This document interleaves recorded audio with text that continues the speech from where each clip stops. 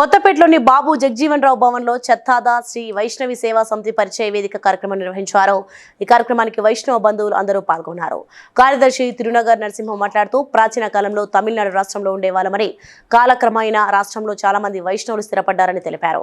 తమ వైష్ణవులలో చాలా మంది పేదవారు ఉన్నారని, కనీసం పెళ్లిళ్లు చేసే స్తోమత లేకుండా ఉన్నారని, అలాంటి వారికి ఈ సేవా సమితి ఏర్పాటు చేసి ప్రతి ఒక్కరూ కొంత నగదును జమ చేసుకుని పెళ్లిళ్లు చేయాలని సదుద్దేశంతో ఈ పరిచయ వేదిక కార్యక్రమం నిర్వహించుకున్నామని తెలిపారు. తెలంగాణ రాష్ట్ర ప్రభుత్వం కూడా సహకరించాలని కోరారు. చాతాద శ్రీ వైష్ణవు కమ్యూనిటీ చాలా చారిత్రక నేపథ్యం ఉన్నటువంటిది. నా పేరు తిరునగరి నరసింహం, శ్రీ వెంకటేశ్వర చాతాద శ్రీ వైష్ణవ సేవా సమితి కార్యదర్శిని.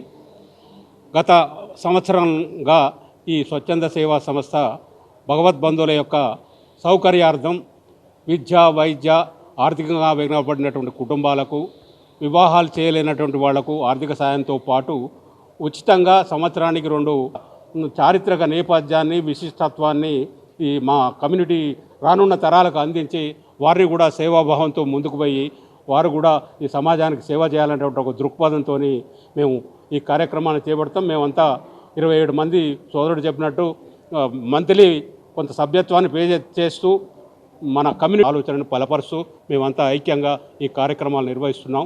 వచ్చిన వారు కూడా చాలా సంతోషంగా పోతున్నారు. వారి యొక్క స్పందనలు కూడా చాలా గొప్పగా వస్తున్నాయి. ఫోన్లు చేసి కూడా పెళ్ళిళ్ళైన వారు వాళ్ళ యొక్క అనుభవాలు ఇది ఏ విధంగా వాళ్ళకు దోహదపడ్డదనే విషయాన్ని వారు చాలా చక్కగా చెప్తున్నారు. ఇంకా ముందు కూడా మేము ఇంకా ఎన్నో కార్యక్రమాలు చేపడతాం. వారి యొక్క సహకారం ఇదే విధంగా ఉండాలి.